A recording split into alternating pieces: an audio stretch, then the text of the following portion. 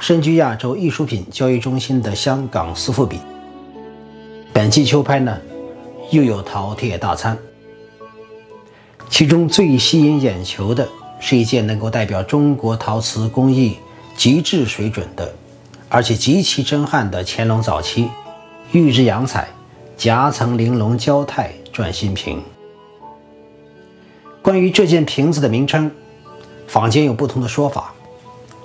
我在此呢追本溯源，采用当年唐英奏折中所使用的名称。先来看看这件转心瓶的来历。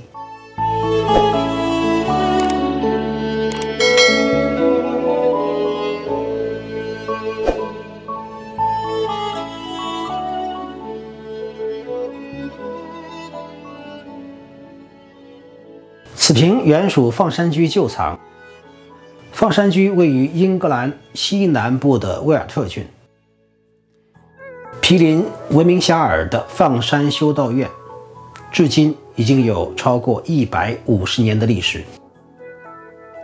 它的前身是英国富豪收藏家威廉·贝福德放山居故园的一部分，后来被纺织业大亨19世纪英国首屈一指的富豪詹姆斯·莫里森所拥有，经过改建，成为莫里森家族收藏和陈列艺术品的场所。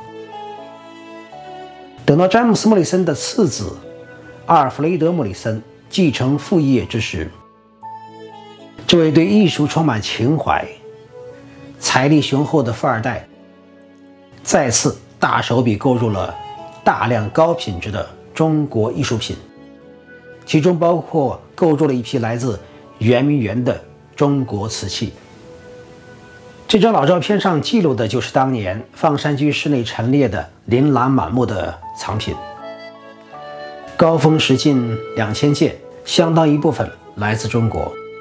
其中就有一批是1861年阿尔弗雷德·莫里森花400英镑从第二次鸦片战争时期的英国统领詹姆斯·布鲁斯的私人秘书亨利·布拉汉姆·洛克他的手上买下来的可能的圆明园的战利品。顺便讲一点，我看到很多出版物中把詹姆斯·布鲁斯简称为厄尔金，这个恐怕容易混淆。厄尔金英文叫 Elgin， 是位于英国苏格兰东北部的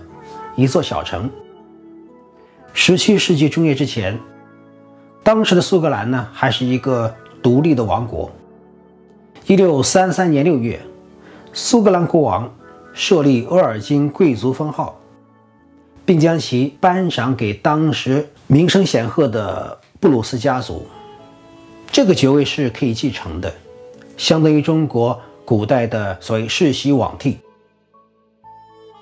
虽然苏格兰于1654年并入英国，但这一封号呢被保留了下来。历经370多年，布鲁斯家族承袭厄尔金伯爵封号的一共有11位，其中有2位备受世人瞩目，一个是劫掠了希腊帕特农神庙的第7代厄尔金托马斯·布鲁斯，另外一个就是下令烧毁了中国圆明园的第8代厄尔金詹姆斯·布鲁斯。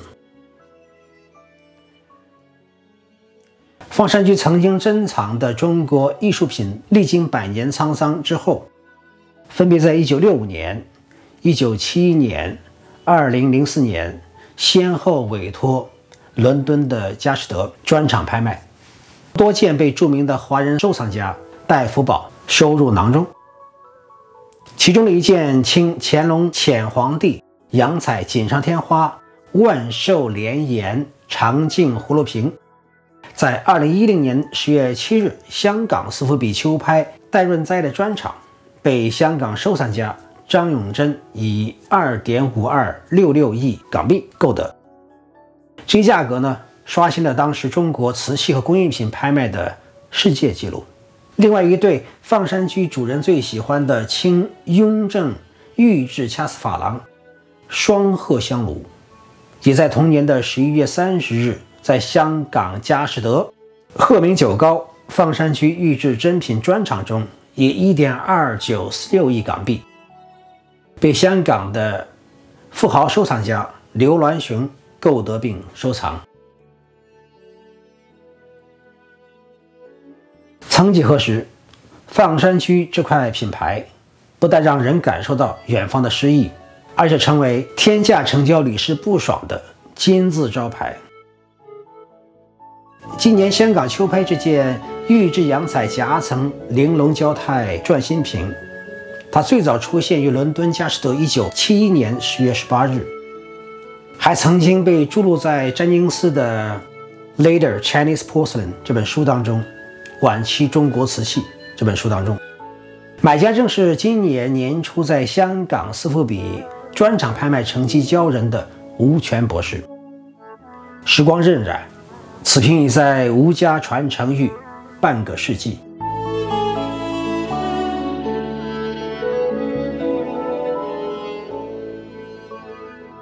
这件瓶子高度为31公分，齿口、唇边、短径是双耳，溜肩硕腹，圈足外撇，品相上呢有一点点小瑕疵，有一只耳朵小修，但彩釉保持得极好。从整体审美感受上来看呢，4个字：精巧华丽。前2个字指其工艺结构，后2个字指其外观。我们先看结构，全系由4个相互套接交合的部分组成，瓶颈及内心、肩部、上佛下腹，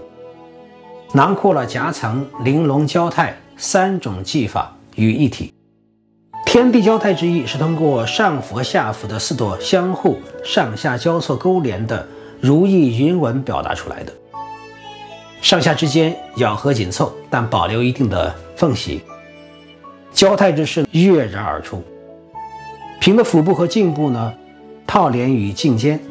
并与内瓶接榫套合，利用内瓶底凹下去的机芯槽结合外瓶底凸起的机芯钮，两者作为卡榫套接在一起，上下相连，因而除瓶体外的其他部分都可以转动。在功能上实现以手旋转瓶颈，带动相连至内瓶亦随之转动，并通过透雕窗口观赏内瓶上装饰的纹饰。篆心瓶具备的旋转机能，或许是唐英观察到乾隆格外喜欢的西洋钟由发条带动人物与动物转动的技巧，因此借鉴其概念，把这种机械运动在瓷器上加以发挥的结果。制作这么一件工艺结构极其复杂的器物，在当时的技术条件之下，难度可想而知。瓷器在窑内的收缩比例是很难掌握的，因此呢，每一个部件尺寸都要经过精心计算，反复单独烧造，然后呢取其合乎尺寸要求者组合成器。根据北京故宫相关残器研究发现，篆心瓶有些地方呢可能会使用到当时特制的胶来固定。关于分体烧造然后组合成器这样的工艺，另一件重要的器物应该是2015年曾经在美国波士顿 Skinner 拍卖行上拍的瓷母。瓶子自上而下一共有15个装饰层，17种不同的彩釉，高温低温都有。当时我在现场特别注意观察工艺特点，推断瓷母应该也是采用的分体烧造组合成器的工艺，类似我们今天的组合家具，只是工艺难度不可等量齐观。但如果从工艺精度要求和制作难度来看，瓷母可能只是在体量上高于将要上拍的夹层玲珑转心瓶。由于还牵扯到夹层玲珑旋转的功能，显然后者的工艺难度应该更高。夹层玲珑转心瓶在设计运思上其实依然遵循的是有图必有意，有意必吉祥的原则。所谓交泰是取自易经天地交泰，泰指泰卦，坤在上，乾在下， 64卦第11卦，吉卦。卦象是天地交，万物通，即天地交融，万物共生。从字义讲呢，泰者，通也。大的方面指的是天地阴阳相交，则万事亨通，国泰民安，生生不息。具体到君臣之间，则是君臣之义相互沟通，上下齐心协力。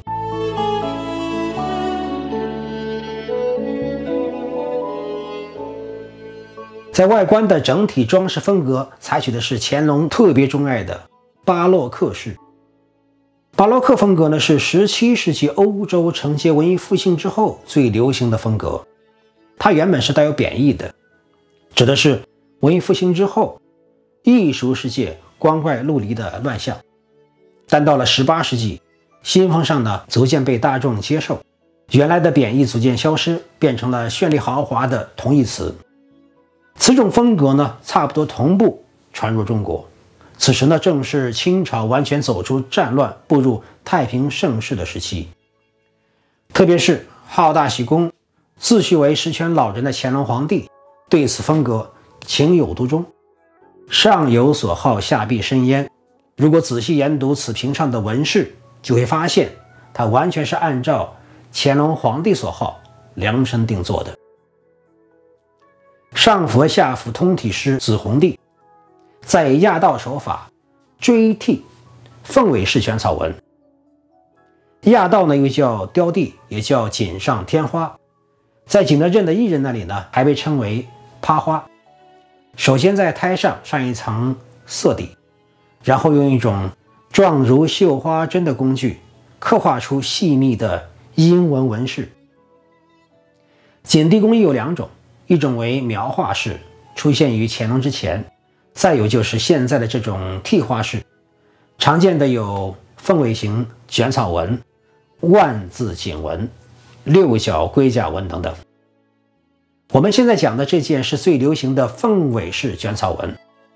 色对压道合成锦地，锦地之上以西洋凹凸画法呢，绘制阳莲、阳菊、蕉叶及朵花等等，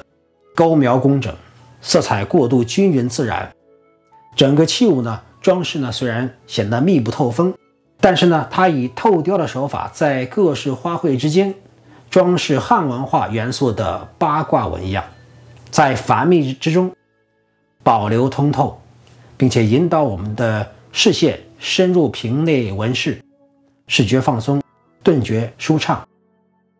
整体的口沿、颈肩、底足均以描金划分界限，内壁及底湿松实绿釉，底部呢它有青花6字3行款，大清乾隆年制篆书的。清朝虽属异族，但汉文化早已对其影响深远，尤其是周易八卦深得满族皇帝的青睐。年号源于周易的并不鲜见，乾隆、道光、咸丰等等莫不如是。清高宗爱新觉罗弘历年号乾隆更是其中最为突出的一例。乾隆的乾字即乾卦，为64卦的第一卦，阳刚之气十足。龙字有4横，等同4个阳爻。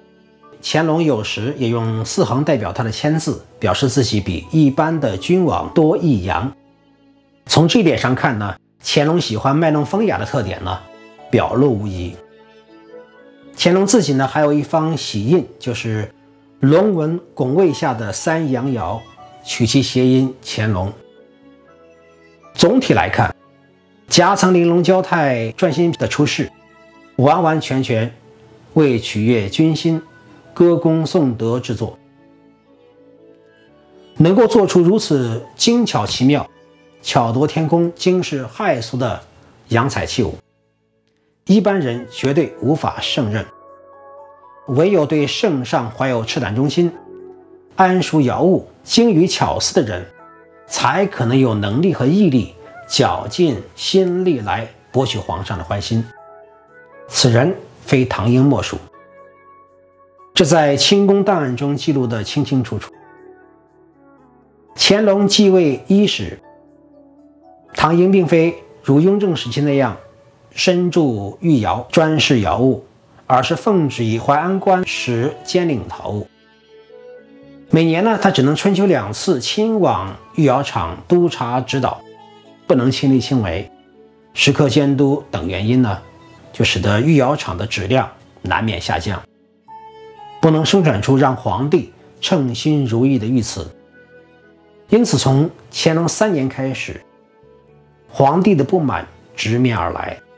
在内务府的奏折中，曾记载了一些专为奉先殿烧造的祭祀器物，被责难为不堪使用，要求唐英必须承担责任，照数赔补。到了乾隆6年，唐英再次接到皇帝朱批，责备说，数年以来所烧造者，远逊雍正年间所烧者。一句话几乎否定前次唐英所有的努力。更过分的是，乾隆还要求唐英从自己的腰包里掏2000两银子作为赔偿。显然乾隆不是贪财，罚款只是表达皇帝的不满和愤怒。可见唐英当时压力山大，如果不做出立竿见影的被圣上认可的成绩，在当时中国君主集权体制之下，如果讲后果不堪设想，是一点都不夸张的。压力的确是动力，这个道理古今不变。被皇帝责难惶惶不可终日的唐英，日夜琢磨皇帝的心思。当发现乾隆皇帝喜欢奇巧华丽之作之后，唐英与其助手，特别是协造崔总老阁，竭尽心力，绞尽脑汁，构思创造新品瓷器。到了乾隆8年，终于在景德镇的御窑厂烧制成功中国陶瓷工艺史上设计最精巧、工艺最复杂、多数具有十足洋味的巴洛克式的9种瓷器样式。唐英称其为夹层玲珑交太瓶。由于事先未向乾隆报备，即自行研发生产，上呈时怀着忐忑不安的心情奏请乾隆皇帝御审。唐英在乾隆8年闰4月21日的奏折中谦卑地说，今自3月初2日开工之后，奴才有新拟得夹层玲珑交太等瓶共9种，仅工折诵经成尽，其新拟各种系奴才愚昧之见，自行创造，恐未合适，且工料不无过费，故未敢多造。扶起皇上教导改正，以便亲遵，再行成对烧造。余外尚有新拟瓷器数种，亦系奴才自行拟造，已与崔总老阁详细研究，主其如是办理。似得时，随后陆续呈进。这个奏折其中的关键词，一是新拟，表示前所未有，独家版权。所谓夹层玲珑，就是转新瓶的意思。工料不无过费，是告诉皇上，现在这些成果是自己不惜血本的结果。乾隆皇帝见到奏折御审之后，虽然没有大力表彰唐英的成绩，但表现出了浓厚的兴趣，并欣然接受了这批奇巧之作，并在唐英的奏折上批复，不必照随常瓷器一样多烧，嗣后按节进10数件，俱要成对。如不能成对，即将各样烧造，钦此。因此呢，如果今天有人突然拿出一件转新瓶，并声言宫里也有相同器物可以配对，就要万分警惕，其真品的可能性几乎是0。从上列奏折内容推断，夹层玲珑交太瓶的研发成功，满足了乾隆皇帝追求新奇的欲望，多少也改变了唐英屡次被皇上斥责的诚惶诚恐的境遇。